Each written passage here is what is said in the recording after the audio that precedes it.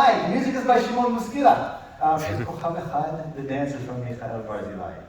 Facing to the center, Yemenite, left, right, walk with the left, turn right into the center, lean right, to the left, little sid as you snap, and this goes right. Yemenite right, pivot, quarter, turn, walk on the circle, turn, lean right, and sit, turn, up. Second part, turn 3 steps to the right on the circle, cross behind to go in, your right foot is crossing behind and your left hand is coming up. I'm going to go back and do that again. Turn on the circle and then go in. Turn to the right, behind, go in, slowly cross right, cross left, forward, back, Yemenite, back, lean in, lean out. Same idea, turn right to go out, this cross behind is on the circle.